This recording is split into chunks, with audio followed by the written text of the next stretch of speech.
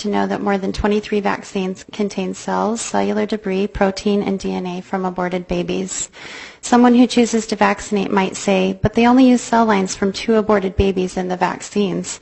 Many more babies were aborted and dissected in the process of obtaining the perfect strain. In fact, aborted babies are being used every day to create new cell lines for more vaccines.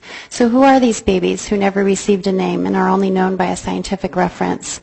PERC6 came from a healthy 18-week-old baby. This strain is being used to develop adenovirus, Ebola, influenza, malaria, tuberculosis, and HIV vaccines. Developers call it a human designer cell, but what they really mean is aborted baby cells. The HEK293 cell line is derived from the kidneys of a healthy aborted fetus and is being used to develop new influenza vaccines. IMR90 cell line is a 16-week-old female aborted baby, and IMR91 came from a male aborted baby. Both were created for vaccine production and functional references.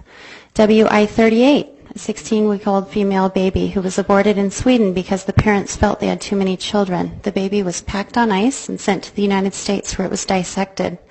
The use of WI38 cells is a lucrative, money-making business.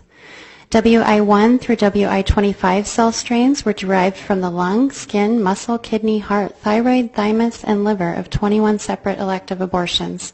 WI44 was derived from the lung of a 3-month-old surgically aborted fetus. MCR5 cell line was derived from the lung tissue of a 14-week-old male. 80 elective abortions were involved in the research and final production of the current rubella vaccine, 21 from the original WI1 through WI26 fetal cell lines that failed, plus WI38 itself, and 67 from the attempts to isolate the rubella virus. Despite what you've been told, aborted body parts are in your vaccinations, and it says so right in the package inserts. You might ask what the human safety studies on the effects of aborted fetal DNA, cells, and proteins in the vaccines are. The answer is 0. But there is research that shows that the mixing of DNA is a huge no-no. What are we doing? There is no religious justification that makes it even remotely okay to play operation with an aborted baby, let alone inject our children with foreign DNA that has the propensity to cause all sorts of medical conditions.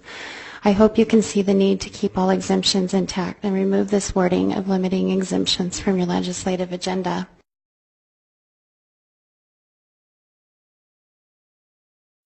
His name? You might be surprised to